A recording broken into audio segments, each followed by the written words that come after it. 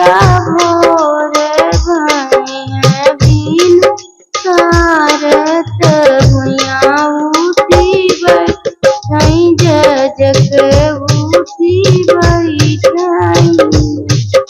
अब इतना देखे कर पियवा बीरह बोलिया बोलई बीरह बोलिया बोलई हो। दाना किया तोरी तू बोलाई ननद गो राई ननद गोरा आई हो। दाना किया तोरे गोदी में हो दिलवा जजकी उठी बैठी भुइया उठी बैठी हो। दाना किया तोरे गोदी में हो दिलवा जजकी उठी बैठी भुइया उठी बैठी हो। पिया नहीं मोरी सासु बोलाई ननद गोरा ननद गोरा हो। पिया नहीं मोरे गोदी में हो दिलवा जजकी उठी क्यों जजकी उठी बैठे हूँ। पिया होई गई भजनिया के जुनिया जियरा लईके बैठऊं जियरा लईके बैठऊं। अब इतना सुनी बहुरिया नयन जल ढुरकत नयन जल ढुरकई।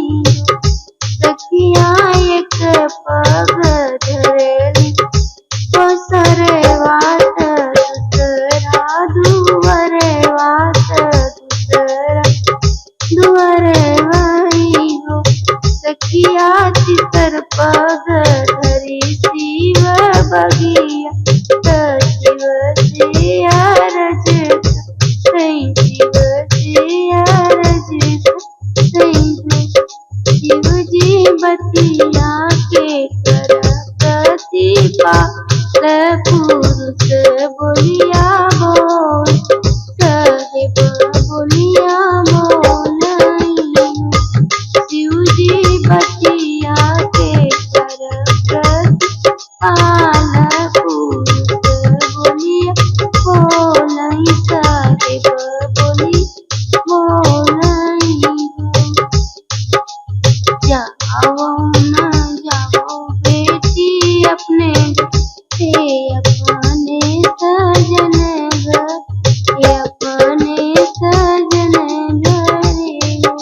बेटी आजू के नवाई हई नवा होरिया तोरे हई हई लालन तोरे हई हई हो।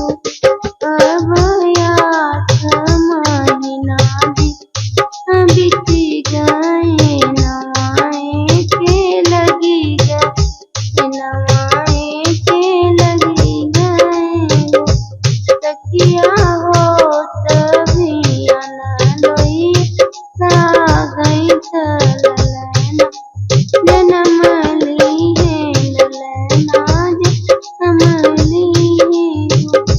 अब बजे लागी बधैया गवाई सखी सोहर गवाई सखी सोहर। अब इतना जून पियवा खुशिया गई गौ गई नंद